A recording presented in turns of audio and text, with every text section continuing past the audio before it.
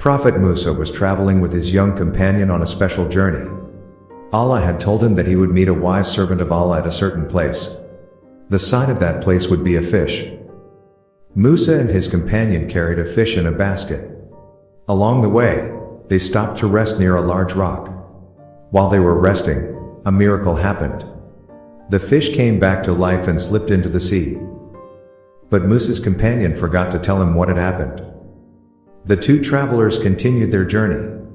After some time, Musa became tired and asked for food.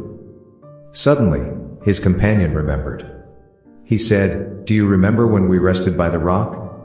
I forgot to tell you that the fish escaped into the sea. Satan made me forget to mention it." When Musa heard this, he immediately knew that this was the sign Allah had promised. Musa said, "That is exactly what we have been looking for." They turned back and returned to the rock.